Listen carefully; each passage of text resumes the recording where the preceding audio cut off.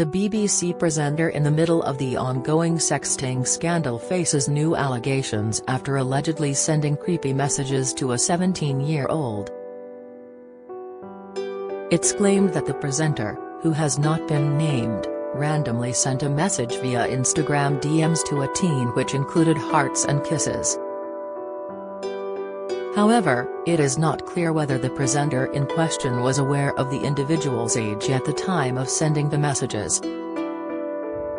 The fourth person to come forward and make claims against the household name branded the messages creepy, 5 years after the presenter struck up a conversation. In later messages, the broadcaster appears to be responding in a blunt manner after the recipient didn't respond in a flirtatious manner. In messages obtained by The Sun, the presenter allegedly sent a heart emoji, before the teen responded, "Ahaha sweet," while adding, "How's it going over at the BBC?" The presenter replied, "All good thanks X. You okay?" before sending another heart emoji. "Aha yeah why?" asked the teen before the man who is not being named replied, "Just being polite X." The pair conversed throughout the day about their daily antics before the teenager asked, "How's your work going? Must be really interesting." The teenager sent the broadcaster a picture on November 11th, to which he replied with a red love heart emoji. A later message sent on January 10th read, "Hi, star's name, I've got the opportunity to take part in the BBC. It's my last year at school and sounds like it might be fun. Do you think I should go for it?" To which he replied, "Yes, no question." In an interview with The Sun, the teen said, "Looking back now it does seem creepy because he was messaging me when I was still at school. In light of everything now, I feel shocked because as a broadcaster it is a name everyone would trust. I had no reason to think it was anything beyond that at that time." The teen admits to being stunned by the initial message as he recognized the broadcaster before adding, "Knowing what I know now, I feel I was a bit naive. In light of what I know now, it feels as though when he realized I was not flirtatious back, he changed in the way he would reply." Yesterday, the BBC said that the corporation takes these matters extremely seriously as it released a timeline into how the original complaint was managed. BBC boss Tim Davie also spoke about the period of time it took the network to investigate the allegations, saying, "I think it's right and fair-minded that they, investigators, should make contact with the individual who made that initial allegation to audience services, get some verification and talk to that person and understand exactly what they're dealing with before they raise that with an individual presenter." The BBC have now paused their investigations while the Metropolitan Police look into the allegations that a presenter paid for explicit images and will consider whether a criminal investigation will be launched. A statement from the BBC, shared yesterday, reads, "Yesterday, 10th of July, the BBC's corporate investigations team had a meeting with the Metropolitan Police in relation to information provided to the BBC by The Sun newspaper on Thursday 6th of July. As a result of this meeting, the BBC has been asked to pause its investigations into the allegations while the police scope future work.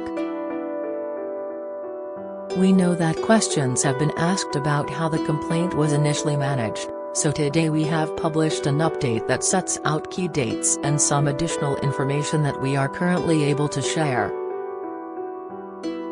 The BBC has processes and protocols for receiving information and managing complaints when they are first made.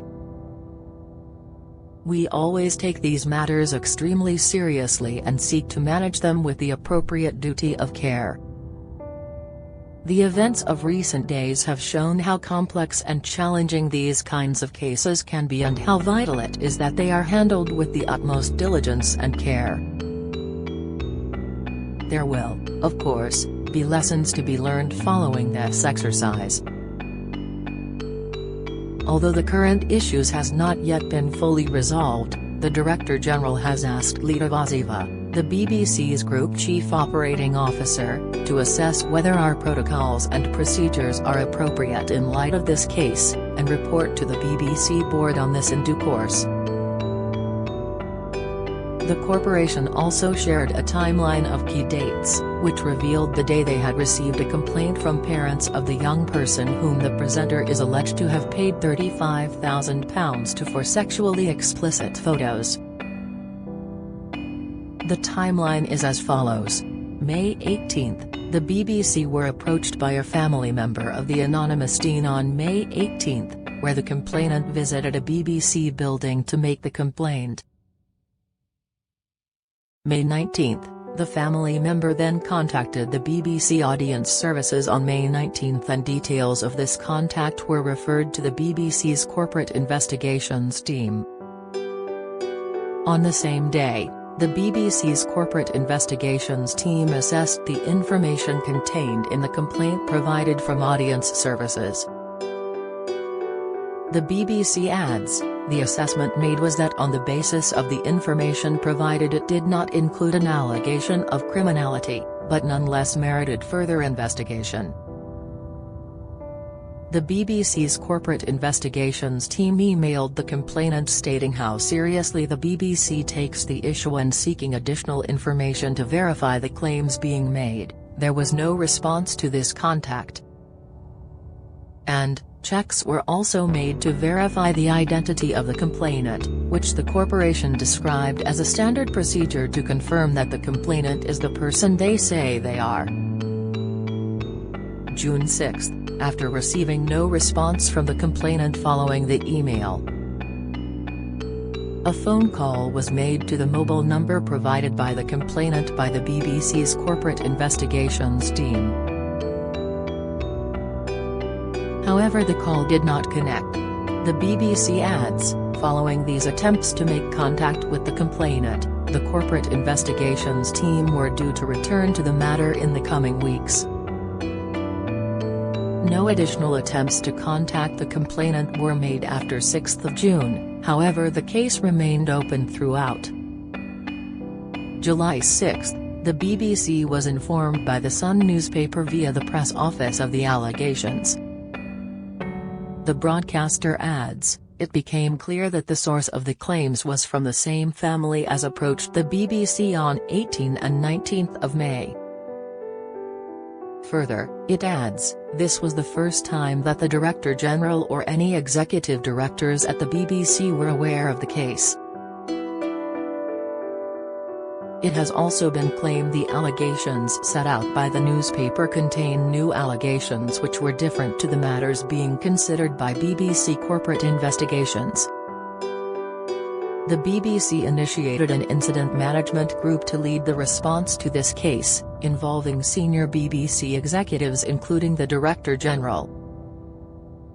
The acting chairman was updated, and the board was regularly updated in the coming days. It adds, a senior manager held the first conversation on this matter with the presenter concerned, to make him aware of the claims being outlined by the newspaper. It was then agreed that the presenter would not be on air while this matter was being considered.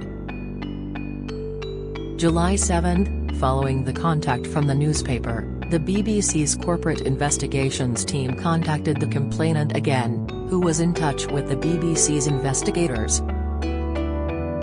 It adds, the BBC's Serious Case Management Framework, SCMF, was initiated and the investigation being undertaken by the Corporate Investigations team was brought into the SCMF, which is chaired by a Human Resources Director. The BBC also made contact with the police over the allegations. July 8 and July 9, the BBC was sent materials by the complainant which were related to the complaint. July 9, the BBC issued an update to staff and the media. The BBC also confirmed that it had suspended the presenter. July 10, The BBC met with the police to report the matter and discuss how to progress the investigation. The police have requested that the BBC pause its investigations into the allegations while they scope future work.